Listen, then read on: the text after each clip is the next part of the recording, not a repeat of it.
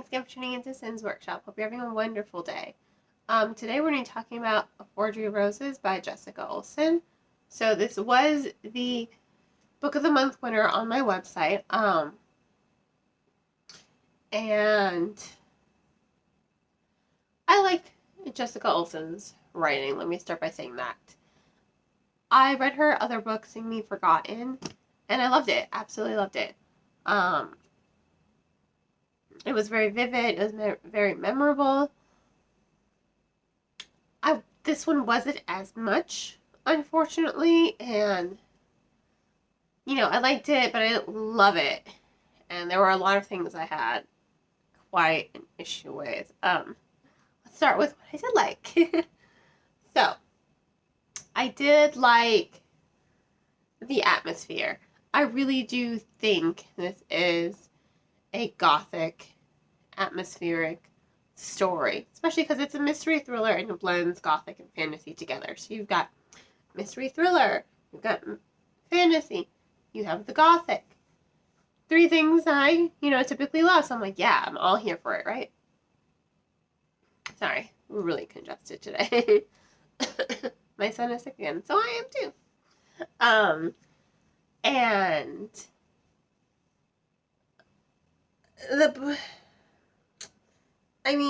okay.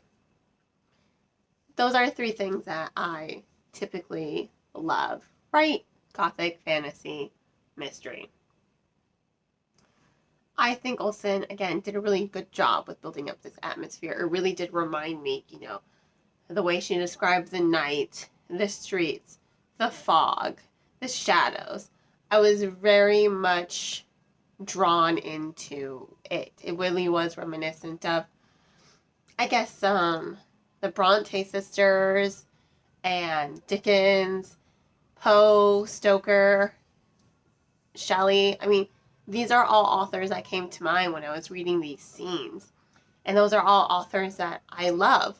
So I was really invested in the world, in the atmosphere, in the structure that Olsen decided to take when telling her story.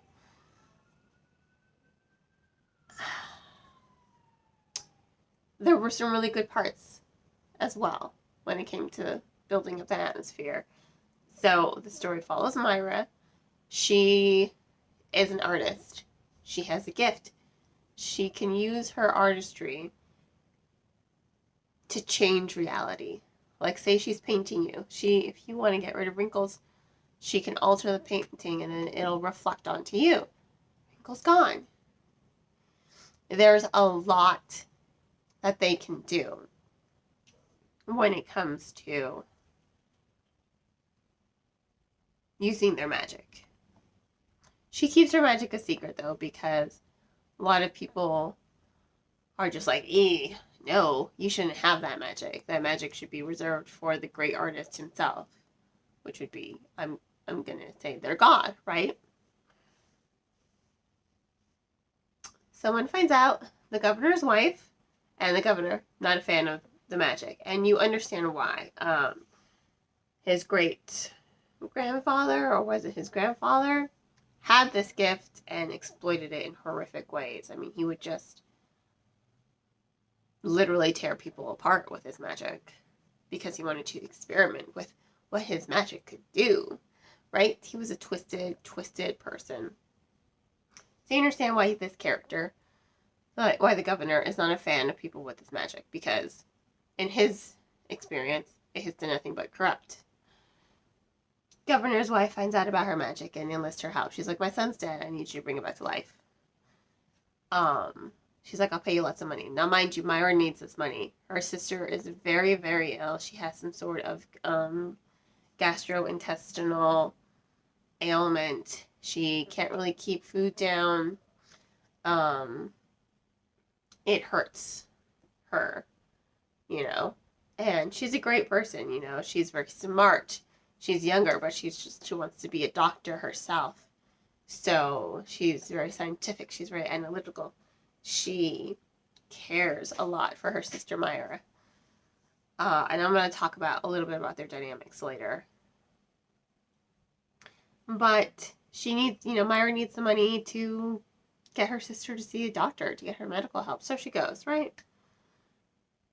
The mansion, she's pretty much forbidden to go anywhere. Now, the mansion itself has a 5th floor. Don't go to the 5th floor. 5th floor is abandoned. It is forbidden. But Myra, she's investigating the death of the governor's son with the help of the governor's oldest son, whose name escapes me, and I didn't write it down, and this was a digital arc, so I couldn't even go back and look through the book to find out what his name was, which is kind of bad. He was a good character, but he wasn't that memorable, unfortunately. But I'll talk a little bit more about that later. That whole scene when they're investigating the 5th floor, absolutely brilliant. It was haunting, it was terrifying, it was horrific, but in all the best ways. It really did capture that Gothic atmosphere. I personally loved it, and I wanted more of it, because as she's in this mansion, yeah, she's investigating, she's trying to solve who killed the governor's son, because she needs to kind of know what emotions he was going through in order to revitalize him. Now, unfortunately, it doesn't work out for her. But, God. This is one of the downs of the story. It felt so stretched. Yes, the atmosphere was great. And you had some really great high tension moments. But overall, it was lackluster because I don't think it really built on those moments. It felt like a whole lot of nothing was happening, to be perfectly honest. I mean, it wasn't that memorable, her time in the mansion. Other than that scene of her investigating the 5th floor, it was not that memorable, unfortunately. For me personally, I felt like the story was stretched so thin because Olsen was really trying to create this mystery, but she was losing the tension and she was using the pacing, which kind of made the mystery a little bit boring for me. Yes, it was interesting, but I wasn't really invested in solving it. I wanted to see Myra use more of her magic. I wanted to see more of this Gothic. I wanted to be more invested in this mystery. But unfortunately, the tension and the pacing, they just really failed to capture my attention, unfortunately. They failed to hold me to the point where I didn't find it as memorable as Sing Me Forgotten. Now, Sing Me Forgotten, oh my god, I can still remember such great scenes in that book. That one, phenomenal. Absolutely phenomenal. I loved it. That ending, still breaks my heart. So bittersweet. This one, not so much. Another issue I kind of had with the story was Myra's overall characterization. It seemed like she was two different people. On the one hand, she seemed like this really caring, genuine hero, and you're just like, you feel for her, Her parents have gone missing. They are presumed dead. She's taking care of her ailing sister. She's not, she's barely making enough to feed them, So you feel for her as a character, especially because you definitely do see that she loves her sister. You definitely feel this familial bond. That being said, I was not a fan of her calling her sister a walking corpse. That really stuck out to me, and not in a good way. I'm just like, I understand it's realistic. Sometimes we don't like to admit to ourselves when we're caring for somebody or a pet, something dear to us, and then we have these thoughts that are just like, we feel guilty for later, you know, like her calling her sister a walking corpse. But I didn't see the guilt either, which is probably why it bothered me so much. I understand it's realistic. We're human. We have these thoughts, even when we don't want them. They just kind of pop into our heads. The way it was worded in Myra's case didn't sound like it just popped into her head. It was just, this is how she views her sister because her sister is so sick all the time. She views her as a walking corpse.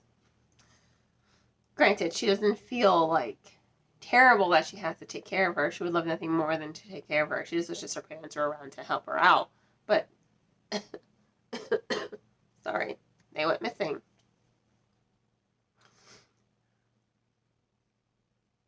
So I didn't really like that part. I think it just was worded poorly. I don't think the author meant to portray the character in that way towards her sister. That being said, there are often times in the novel where Myra just comes off as the most selfish, self-involved person, and I couldn't stand her. I was just like, oh my god, get over yourself. Like, that is what I thought. Because she was just like, me. And I'm just like, get over yourself. That was me. And that's why I'm like, I wasn't able to connect to her because she seemed like two different people, you know? I didn't see her as fierce. I just kind of saw her as, she's this girl. She doesn't know what to do. She has no clue of anything. She's clueless. She did seem really clueless half the time as well. She didn't seem like the greatest protagonist to follow. At least not until the end. I mean, at the end she was kind of awesome. But overall, I think her characterization was poorly done. And I know Olsen can do better because, again, Sing Me Forgotten, now that's a complex character right there. Loved it. This one, not so much. It just seemed like she was two different people. And I had a hard time trying to reconcile her attitude, especially when she's talking to the governor's son, because he has a severe form, or not a severe form, he does suffer from anxiety. He can't really handle the limelight. He can't really handle his parents, you know. They want him to be something he's not, and he's just always been really anxious, you know. It was his younger brother who was really the perfect one. He could handle, he could charm, he was charismatic, he was everything the governor's older son wasn't. I do like the strength of his character. As someone with anxiety, it takes a lot of strength to overcome it for certain instances, like standing up to his family, or just being in a room full of people that makes him so uncomfortable. 100% get it, 100% understand it. I saw the strength in his characterization. However, I hated how Myra looked at him. She wanted him to change. She didn't understand.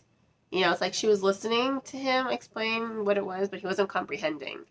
It takes her a while to realize that, oh my god, I'm doing the same thing his parents are doing. I'm telling him he's not good enough as he is. Because that's basically how she treats him. Like, he's not good enough the way he is. You know, she views his anxiety as a weakness, as submissive, as just a poor character. Yes. Again, it complicates their relationship because there is some tension there, but she just doesn't understand what he goes through day after day. And she doesn't seem to care. Not until the ending, you know, when she realizes, like, oh my god, I was acting just like your parents, trying to force you to be something you're not. So, didn't really like her perception of him.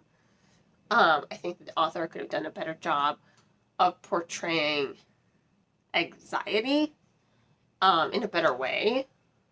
I just read a book. Wind Daughter. She has a lot of anxiety, but I thought that was, I mean, 2 books with characters with anxiety, and you just see the difference of someone who did it really well to someone who just kind of did it a little poorly. Then you have the love triangle, which was really awkward for me because the other guy who's interested in her, who she kind of is attracted to, but not really. When I first read him, I thought he was some 40-year-old man because that's how he sounded. And I'm like, this is weird. It wasn't until the story progressed, I'm like, okay, so he's not 40, he's 20-something. He's way closer to her age. I'm like, okay, it seems less weird. But, you know, it felt weird. I just think she could have done a better job with perception and characterization, especially for this guy who's not 40-something, but he's actually 20-something. I was just like caught off guard. I was just like, whoa, this is weird. This isn't, it bothered me. You know, it just didn't come off as organic. It didn't seem to fit the story. It was actually unnecessary. I don't think it added anything to the story. It didn't really add any tension, especially because you clearly notice she's not really attracted to him. So, it was unnecessary to the story overall. Now, I will say, what saves the book, really, for me, was the ending. Tension starting to pick up, pacing starting to pick up.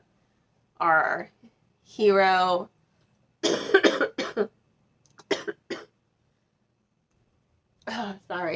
Our hero is becoming better. She's growing. Didn't see that ending coming from, a mile away. I'll say that. It caught me completely off guard. Wasn't suspecting it. Didn't see it. I was like, no, no way. Really? But it was good. It did fit the story. I did like it. I think it does, at the end of the day, save the overall story as a whole. So, I give this book a 3 out of 5. It wasn't great. It wasn't that memorable. I do think the pacing lags. I think the characterization needed work. But I love the atmosphere. I love the world building. And I love that ending. Those are the 3 things that save it. So 3 out of 5 stars. If you want to purchase the book, please purchase the book from your local bookseller or online book retailer. I just ask that you get the book off of other services other than Amazon. And on that note, I hope you all will continue to support me by liking this video, sharing it with all your book-loving friends, and subscribing. Have a great rest of your day, and as always, happy reading.